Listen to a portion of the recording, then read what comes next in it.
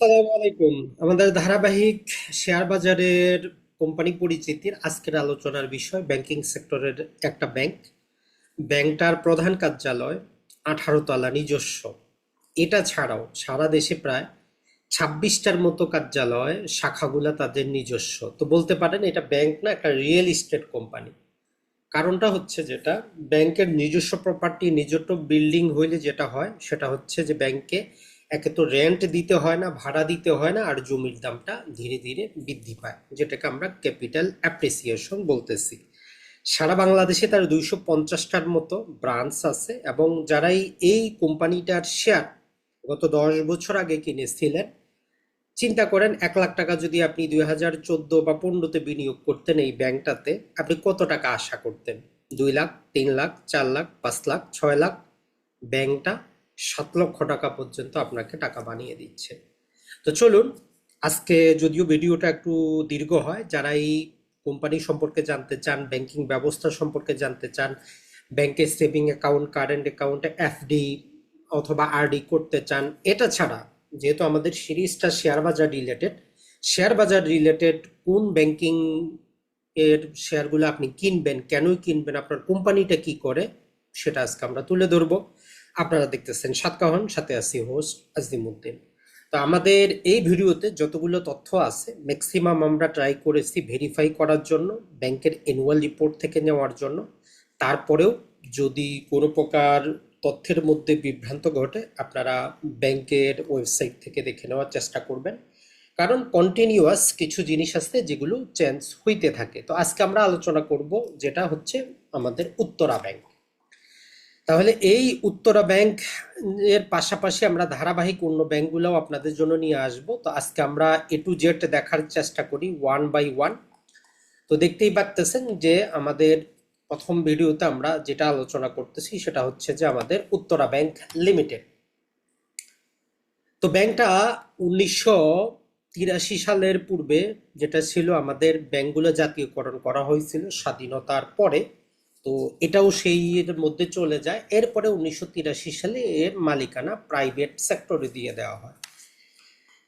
1 বছর পরেই 1984 সালে এটা শেয়ার বাজারে নিবন্ধিত হয়। তার মানে বুঝতেই পারতেছেন এটা শেয়ার বাজারে একটা পরীক্ষিত দীর্ঘমেয়াদী শেয়ার, নতুন কোনো শেয়ার না। এখন চলে আসি আমরা ব্যাংকটার সারা দেশে কার্যক্রমটা কেমন।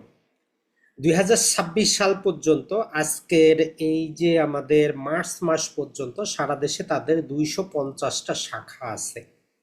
পাশাপাশি 51টি তাদের উপশাখা আছে, এবং 32টার মতো তাদের এটিএম বুথ আছে। আর অথরাইজড ডিলার এডি শাখা যেগুলোকে আমরা বলি, টোটাল 39টার মতো এডি শাখা আছে, যেগুলোর মধ্যে বৈদেশিক মুদ্রার লেনদেন হয়, যেগুলোর মধ্যে আপনি ডলার ইনভেস্ট করতে পারেন, প্রবাসী বন্ডগুলোও কিনতে পারেন। এই হচ্ছে ব্যাংকটার মোটামুটি অবস্থা। এর পাশাপাশি ব্যাংকটার মধ্যে মূলত আপনি internet banking, mobile apps, debit কার্ডের মাধ্যমে লেনদেন, মানে আধুনিকতার সাথে মোটামুটি তারা মানিয়ে নেওয়ার চেষ্টা করতেছে। এটা ছাড়া যেটা আমরা বললাম, ব্যাংকটার মধ্য থেকে আপনি সঞ্চয়পত্র কিনতে পারেন, ট্রেজারি বন্ড কিনতে পারেন, প্রবাসী বন্ড কিনতে পারেন, প্রাইজ বন্ড কিনতে পারেন, যাবতীয় কিছু করতে পারেন আপনি। তার মানে ব্যাংকটার কর্মক্ষেত্রটা অনেক দূর। কিন্তু এটা ছাড়া 2013 সালে ব্যাংকটা যে কাজ করে সেটা হচ্ছে যে তারা উত্তরা ব্যাংক সিকিউরিটিস নামে তাদের সাবসিডারি তৈরি করে। যেটা আমরা জানি যে শেয়ার বাজারে আপনি ক্রয় বিক্রয় করার জন্য ব্রোকারেজ হাউসের প্রয়োজন। তো ব্যাংকটা নিজস্ব উত্তরা ব্যাংক সিকিউরিটি নামে তাদের ব্রোকারেজ হাউস চালু করে। এখন যদি বাংলাদেশের ক্ষেত্রে আমরা মালিকানার কাঠামোটা দেখি, এই ব্যাংকটার 28% মালিকানা হচ্ছে আফতাব গ্রুপ। তো আফতাব গ্রুপ যারা চিনেন না, তারা একটু গবেষণা করলে চিনতে পারবেন, বিশাল গ্রুপ। তাহলে এই আফতাব গ্রুপের শীর্ষ মালিকানাধীন 28% শেয়ার তাদেরই মালিকানা। মোটামুটি গত 5 বছরে কিন্তু শেয়ার বাজার থেকে কোম্পানিটা আপনাদেরকে ঠকায় নেই, এই নিম্ন মার্কেটেও প্রত্যাশার চাইতে বেশি পরিমাণ লাভ করে কিন্তু দিচ্ছে। এইটা ছিল ব্যাংকটার জাস্ট একটা ওভারভিউ। তো এতটুকু জানার মধ্যে আপনি ব্যাংকটা সম্পর্কে জাস্ট ভাষা ভাষা উপর থেকে জানলেন। তো এতটুকু জানে তো আমরা শেয়ার বাজারে বিনিয়োগ করতে পারবো না, যে সারা বাংলাদেশে তার 250টার মতো ব্রাঞ্চ আছে, 51টা তার উপশাখা আছে, 32টা এটিএম আছে, 39টা এডি শাখা আছে, সঞ্চয়পত্র, treasury bond, price bond, call money সবকিছু তারা করে। এটা ছাড়া তাদের সিকিউরিটিও আছে। মালিকানাও আমরা জানলাম আফতাব গ্রুপের অধীন 28% শেয়ারের হোল্ডার হচ্ছে তারা। এখন যে কোনো একটা শেয়ারে বিনিয়োগ করার প্রথম হচ্ছে যে তার ফান্ডামেন্টাল যাচাই করা, যে ব্যাংকটা লাভজনক কিনা। তো ব্যাংকিং শেয়ার যাচাই করার প্রধান যে মেরুদণ্ড সেটা হচ্ছে যে কোনো ব্যাংকের আপনি গত 5 বছরে রিটার্ন অন ইকুইটিটা চেক করা দরকার, যে তার রিটার্ন অন ইকুইটিটা কত। তো এটা দেখা যায় যে অন অ্যাভারেজে 15%-এর উপরে আছে, 16, 17, 18% পর্যন্ত আসছে। তার মানে আমরা বলতে পারি যে এটা একটা ভালো ব্যাংক নির্দেশ করে। এরপরে ব্যাংকিং সেক্টরে আপনি যে কোনো ব্যাংকে যখন যাবেন ওইখানে দেখা হয় যে তার এনপিএলটা কত, মানে নন পারফর্মিং লোন, যেই লোনগুলো দেওয়ার পরে সেগুলো খারাপ ঋণ হয়েছে, তার টাকাটা ফেরত আসবে কিনা সন্দেহ, ফেরতই আসবে না। ইন্টারন্যাশনাল ল অনুযায়ী যদি এটা 5%-এর কমে হয় বা 5% পর্যন্ত হয়, ওই ব্যাংকটাকে আমরা স্ট্যান্ডার্ড মানের বলতে পারি। বাংলাদেশে হাতে গোনা 10-12টা কোম্পানি কিন্তু এরকম আছে। এটা ছাড়া এই এনপিএল যদি রেশিও 10-এর উপরে থাকে তাহলে ওই ব্যাংকটা কোনো ডিভিডেন্ড দিতে পারে না। তাহলে এই উত্তরা ব্যাংকের মধ্যে আমাদের সুবিধাটা হচ্ছে যে এদের আরও ওইটা 15%-এর উপরে আছে, এনপিএল রেশিওটা 5-এর কমে আছে। এটা ছাড়া যেহেতু 10-এর কমেও আছে, ডিভিডেন্ডও আপনি পেতে পারেন, কোনো সমস্যা হবে না। এরপরে আসি, প্রতিটা জিনিসের ক্ষেত্রে আমাদের গ্রোথের দরকার, বৃদ্ধি দরকার, রেভিনিউর দরকার। তো ধারাবাহিকভাবে তার কিন্তু ইপিএস গুলাও বৃদ্ধি পাচ্ছে, যেটাও অনেকটা আমাদের জন্য সুখবর। শুধু ইপিএস না, বাস্তবে যারা শেয়ার হোল্ডার গত 5 বছর ধরে তাদেরও ডিভিডেন্ডটা কিন্তু বৃদ্ধি পেয়েছে। তো এটা যদি জাস্ট একটা চিত্র আমরা আপনাদেরকে দেখাই, যে আমাদের উত্তরা ব্যাংকের অ্যাভারেজ গুলা যদি আমরা দেখাই, মোটামুটি তাদের 14%-এর উপরে আছে। ইপিএসটা 18% করে গড়ে ইপিএস বৃদ্ধি পাইছে, প্রায় 38% করে তাদের ডিভিডেন্ডটা বৃদ্ধি পাইছে, আর প্রফিট মার্জিনটা প্রায় 25%। তাহলে এইখান থেকে আমরা ওভারঅল একটা জিনিস বলতে পারি যে উত্তরা ব্যাংকটা মোটামুটি মৌলিকভাবে অনেক একটা স্ট্রং কিন্তু ব্যাংক। তার এনপিএল রেশিওটা 3.72। তাহলে এই যে তথ্যগুলা, এগুলো আপনাকে সাহস দেয়, জ্ঞান দেয়, ক্যালকুলেশন করতে সহায়তা করে যে ব্যাংকটা আপনি নেবেন কি নেবেন না। তাহলে যেই ব্যাংকের 25% হচ্ছে নেট প্রফিট মার্জিন, যার ডিভিডেন্ড বৃদ্ধি পাচ্ছে প্রতি বছর, ইপিএস বৃদ্ধি পাচ্ছে, আর ওইটা মোটামুটি শক্তিশালী, এনপিএল কম, তো এর চাইতে ভালো আর আপনি কি চান। তো এই পর্যন্ত ছিল এটার ফান্ডামেন্টাল অ্যানালাইসিস, যেটা আপনি বলতে পারেন। তো এগুলো তো আপনি সব জায়গায় পাবেন। তো এই ভিডিওটা দেখার পর আপনার তো কিছু টিপস দরকার, কিছু মৌলিক জিনিস দরকার, যেটা অন্য ভিডিওতে পাবেন না। তো ব্যাংকটার মধ্যে আমরা যতটুকু ব্যাংকের গত 10 বছরের অ্যানালাইসিস করে দেখেছি যে ব্যাংকটা এত হিউজ ডিভিডেন্ড দেওয়ার পিছনে, লাভ করার পিছনে তার মূল শক্তিটা কি, যেটা ব্যাংকও আপনাকে বলবে না যে আমার এই শক্তি। 1 নাম্বার হচ্ছে তার কস্ট অফ ফান্ডটা হচ্ছে কম। তো এইটাকে অন্য ভাষায় আপনি কাসা রেশিও বলতে পারেন, অর্থাৎ যেই ব্যাংকের মধ্যে সেভিং অ্যাকাউন্ট, কারেন্ট অ্যাকাউন্টের মাধ্যমে টাকা বেশি থাকে, এক্ষেত্রে অন অ্যাভারেজে কারেন্ট অ্যাকাউন্টে কিছুই দিতে হয় না, সেভিং অ্যাকাউন্টে সামান্য দিলেই চলে। কিন্তু এফডি বা আরডি থাকলে একটু কস্টটা বেড়ে যায়, কারণ ব্যাংকের মূলধনই হচ্ছে মানুষের টাকা। তো ব্যাংকটার স্বাভাবিক বিশ্বস্ততা থাকার কারণে ব্যাংকটার মধ্যে কস্ট অফ ফান্ডটা কম।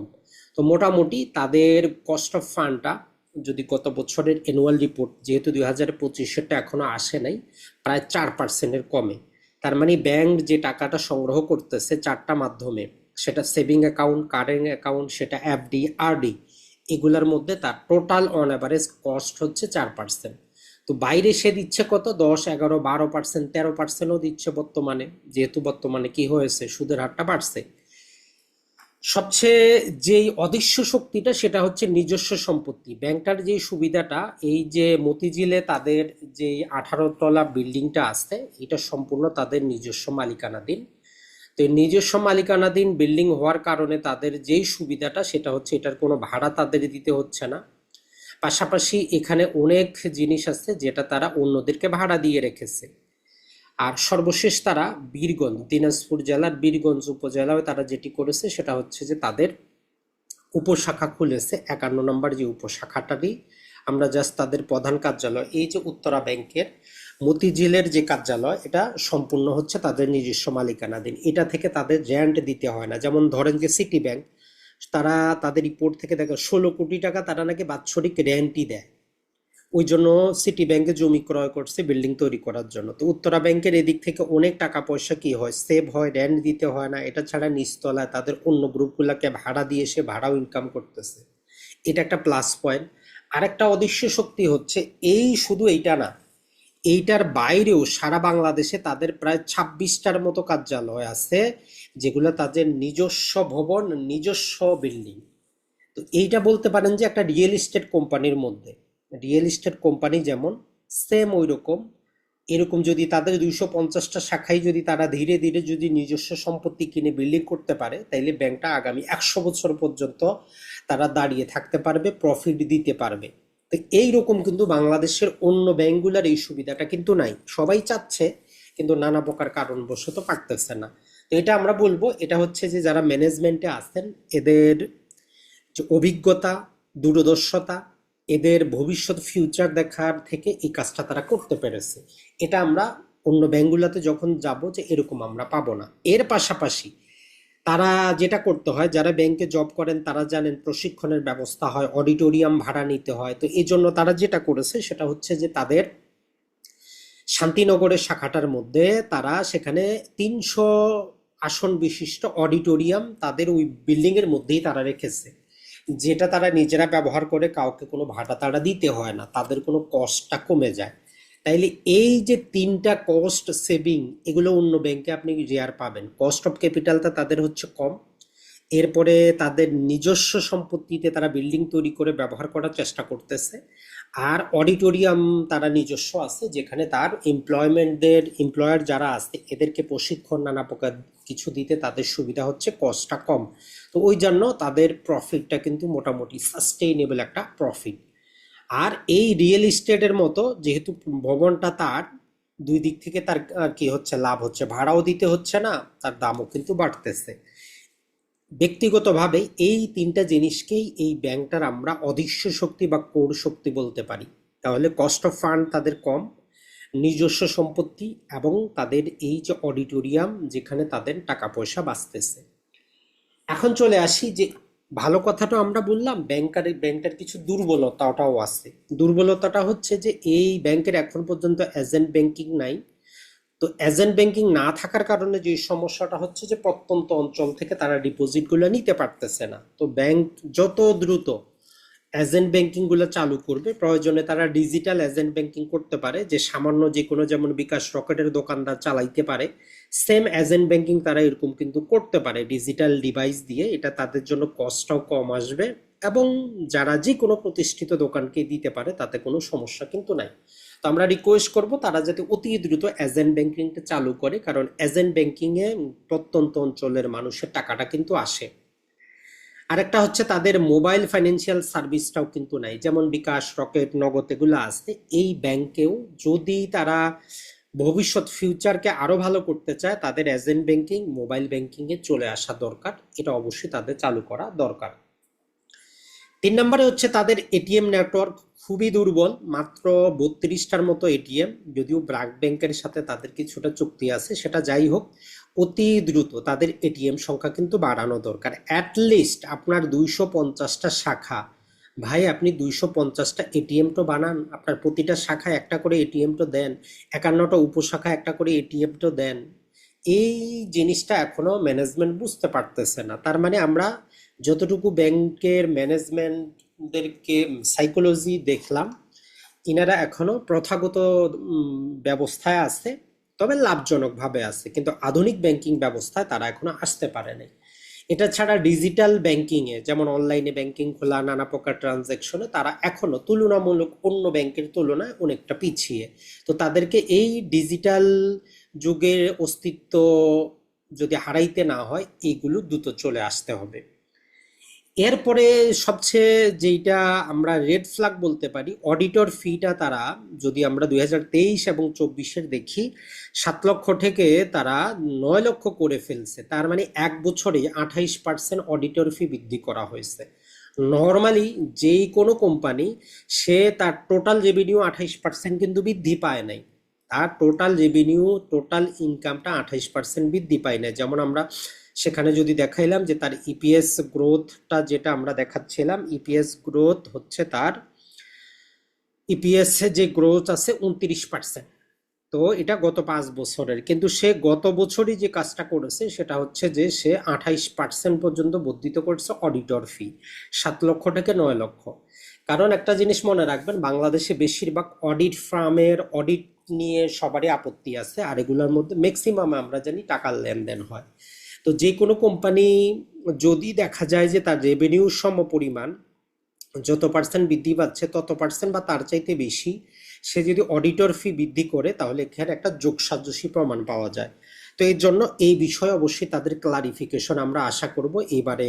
তাদের যে এসডিএম হবে, যে কি কারণে তারা 28% তারা কি করলো, অডিটর ফি বৃদ্ধি করলো, এখানে কি যৌক্তিক কোনো কারণ আছে, অডিটরের কি চেঞ্জ করা হয়েছে না কি জন্য। তার মানে এটা সন্দেহজনক এবং উদ্বেগজনক। আমাদের যেই দুর্বলতাগুলো আমরা বলে দিলাম, এজেন্ট ব্যাংকিং নাই, মোবাইল ফাইন্যান্সিয়াল সার্ভিস নাই, এটিএম দুর্বল, ডিজিটাল ব্যাংকিং এ যদিও দুর্বল, অনলাইন ব্যাংকিং করতে পারেন, ট্রানজ্যাকশন করতে পারেন, আরটিজিএস চালু আছে, তারপরে এনপিএসবি চলে, সেগুলোতে কোনো সমস্যা নাই। কিন্তু অতি আধুনিক যেটাকে আমরা বলি সেটা হইতে পারে নাই। তাহলে উপরের আলোচনা থেকে আমরা বলতে পারি ব্যাংকটা একটা স্থিতিশীল, ভালো ফান্ডামেন্টাল, কস্ট অফ ফান্ড কম, বড় রিয়েল এস্টেটের মতো কাজ করতেছে, ডিজিটাল ব্যাংকিং এবং আধুনিক সেবায় তারা পিছিয়ে আছে। তো এইটা দেখার পর আপনি বলবেন যে ভাই আমরা সবই তো দেখলাম, তাইলে আমরা এই ব্যাংকটাতে বিনিয়োগ করে লাভবান হব কিনা। তা আমরা অতিশ একটু ব্যাক টেস্ট করে দেখি। যদি আপনি কি করতেন 2014 সালে বা 2015 সালের প্রথমে, ধরলাম যে 2014 সালে টাকা জমা করলেন, 2015 সালে আপনি 1 লক্ষ টাকা যদি ব্যাংকে রাখতেন, আজকে কত টাকা আর পাইতেন? 10 বছরে 10% করলে হয়তো আপনার টাকাটা 2 লাখ হইতো, এর চাইতে বেশি তো আর হইতো না। কিন্তু যদি আপনি 2014 সালে, তখন শেয়ারের প্রাইস ছিল 9 টাকা 2 পয়সা, 14 সালের পরে 15 সালে 9 টাকা 2 পয়সা, 1 লক্ষ টাকায় আপনি 1869টা শেয়ার পাইতেন। এই শেয়ারগুলার পরে কোম্পানি আপনাকে ধারাবাহিকভাবে ক্যাশ ডিভিডেন্ড এবং সে শেয়ার বোনাস দিছে। টোটাল আপনি 53,000 টাকা কি পাইতেন, এই তার ক্যাশ ডিভিডেন্ড পাইতেন গত 10 বছরে। কিন্তু শেয়ার সংখ্যা যদি দেখেন, আপনি যদি ঘুমায় যান, টোটাল এই যে আপনার মোটামুটি 10,869টা শেয়ার, এইটা দেখা যায় যে এখন 26,354টা হয়ে গেছে। কয়টা? 26,354। আজকের ডেটে তার প্রতিটা শেয়ারের মূল্য 25 টাকা 50 পয়সা। সেই হিসাবে 6,72,000 টাকা আপনি আজকে চাইলে বিক্রি করে দিতে পারেন। আর এইখানে তো 53,000 টাকা আপনি পাইলেন, তার মানে মোটামুটি আপনার টাকাটা প্রায় আমরা যদি বলি 7 গুণ হয়ে গেল। তাহলে কোন একটা জায়গা পাবেন যেখানে যে আপনার আরো যদি আর 20 বছর অপেক্ষা করেন, ব্যাংকটার ফান্ডামেন্টাল যেমন, দেখা যাবে যে আগামী 20 বছরে আপনার টাকাটা 40 গুণ কিন্তু হবে। এর কারণ হচ্ছে কম্পাউন্ডিং ইফেক্ট, যেটা আমরা বলি যে 1-এর পরে 2, 2-এর পরে 4, 4-এর পরে কি হবে 8, 8-এর পরে 16, 16-এর পরে 32 হবে। তাহলে এই যে কম্পাউন্ডিং ইফেক্ট, এইটা আপনি কাজে লাগাইতে পারেন দীর্ঘমেয়াদের জন্য। তাহলে আপনারা যতটুকু বুঝতে পারলেন, তাহলে বলবেন যে ভাই আমরা কি শেয়ারটা কিনবো। কথাটা হচ্ছে যে শেয়ারটা কেনার আগে আপনি আরেকটু যাচাই বাছাই করবেন, নিজে একটু পড়ার চেষ্টা করবেন, প্রয়োজনে বিভিন্ন ওয়েবসাইট থেকে দেখার চেষ্টা করবেন। এখন এর শেয়ার প্রাইসটা যদি আমরা দেখার চেষ্টা করি, দেখেন 2015 সালে ছিল 9 টাকা, 16-তে 10, তারপরে 14, 11, 11, 12, 15, 15, 16, 19, এখন 25 চলতেছে। তো এই জন্য আপনি যে কাজটা করবেন সেটা হচ্ছে যে বাংলাদেশের ব্যাংকিং সেক্টরটা আমরা জানি খুবই টলমল অবস্থায় আছে। 61টা ব্যাংকের মধ্যে 36টা শেয়ার বাজারে নিবন্ধিত, তার মধ্যে 5টা তো মার্জার হয়েছে, এখন মাত্র আছে আমাদের 31টার মতো। তো ওই ব্যাংকগুলার মধ্যে একটা ব্যাংক হচ্ছে আমাদের এই উত্তরা ব্যাংক পিএলসি। তো আপনি যদি চান তাহলে এই ব্যাংকটার মধ্যে নিজস্ব বিনিয়োগটা করতে পারেন। তবে আমরা যেটা বলবো, একটা জিনিস মনে রাখবেন, যারা এই হারাম লেনদেন যেটাকে সুদ হিসাবে বিবেচনা করেন, যেহেতু এটা একটা ব্যাংক অতএব এটা সুদের অন্তর্ভুক্ত, এদের কোনো ইসলামিক ব্যাংকিং ব্যবস্থাটাও কিন্তু নাই। আর এই ব্যাংকের আরেকটা জিনিস আমরা বলতে ভুলে গেছি, যে এই ব্যাংকে বিবাহ করার জন্য কিন্তু আপনাকে লোন দেয়, 20 লাখ টাকা পর্যন্ত আপনাকে 5 বছরের জন্য লোন দিবে। যারা বিয়ে শাদী করতে পারেন নাই, এদের কাছ থেকে লোন নিতে পারবেন। পাশাপাশি এদের আরেকটা ইউনিক লোন পদ্ধতি আমরা দেখলাম, সেটা হচ্ছে যে কস্ট অফ যে ওয়ার্কিং ক্যাপিটালের জন্য, কোম্পানি যে ওয়ার্কিং ক্যাপিটাল প্রয়োজন পড়ে, এর জন্য তারা লোন কিন্তু দিয়ে থাকে। তাহলে যে কোনো ব্যাংকের ক্ষেত্রে আপনি বিনিয়োগ করার প্রথমে দেখবেন যে ব্যাংকটার আরওইটা কত, এটা সবচেয়ে বেশি গুরুত্বপূর্ণ। 2 নাম্বার হচ্ছে এনপিএল রেশিওটা যাতে 10-এর কমে থাকে, 5-এর কমে থাকলে সবচেয়ে ভালো। এরপরে দেখবেন যে ব্যাংকের কস্ট অফ ফান্ডটা কত, মানে কাসা রেশিও কত, মানে saving account, current account, FD, recurring ডিপোজিটের মাধ্যমে কত টাকা সে নিচ্ছে। কারণ একটা ব্যাংকের মূল ব্যবসাটা হচ্ছে সে যদি 4% টাকা সংগ্রহ করতে পারে, যদি 10% দিতে পারে, মধ্যবর্তী যেই তার ব্যবধান স্প্রেড 6%, এটাই কিন্তু তার লাভ। এটা ছাড়া অন্যান্য ক্ষেত্রে নানা প্রকার তার যেমন ব্যাংকিং চার্জ, এই চার্জ, মেনটেন্যান্স চার্জ, নানা প্রকার ইনকাম পদ্ধতি আছে, কিন্তু মেইন হচ্ছে তার ওইটা। আর একই রকম ভাবে এই ব্যাংকটা যেটা আমরা বলবো, অন্য ব্যাংকগুলো যেমন ডিজিটালি সাবসিডিয়ারি তৈরি করতেছে, যেমন বিকাশ ব্র্যাক ব্যাংক তৈরি করেছে, ব্র্যাক ব্যাংকের আয়ের চাইতে বিকাশের আয়টা বেশি, পাশাপাশি অন্য ব্যাংকগুলোও ট্রাই করতেছে। তো ভবিষ্যতে যদি এই ব্যাংকটাকে ভালো করতে হয় তাহলেও তাদেরকে কিন্তু এদিকে যাইতে হবে। আর যেহেতু আফতাব গ্রুপ একটা সুনামধন্য গ্রুপ, পাশাপাশি তাদের দেশীয় এবং আন্তর্জাতিক পর্যায়ে অসংখ্য অসংখ্য কোম্পানি আছে, আশা করা যায় যে ম্যানেজমেন্ট কি করবে এই বিষয়গুলোতে তারা একটু লক্ষ্য করবে। তো আজকের আলোচনাতে ছিল তাহলে আমাদের উত্তরা ব্যাংক। তো কমেন্ট সেকশনে জানাবেন আগামী পর্বে আপনারা ভালো কোয়ালিটির এ ক্যাটাগরির কোন ব্যাংকে চান। তো আমরা মোটামুটি টার্গেট করেছি যে সেখানে সিটি ব্যাংক, প্রাইম ব্যাংক, এরপরে পূবালী ব্যাংক, ব্র্যাক ব্যাংক, তা এরকম মোটামুটি প্রথম সারির যে 5-6টা আছে এগুলো নিয়ে আমরা তথ্য সহকারে আপনাদের সামনে আসবো। কারণ একটা ব্যাংকের ব্যাপারে আসলে এত গভীরভাবে পর্যবেক্ষণ করতে সময়ের প্রয়োজন, প্রায় 8-10 দিন লেগে যায়। আসসালামু আলাইকুম, ভালো থাকবেন।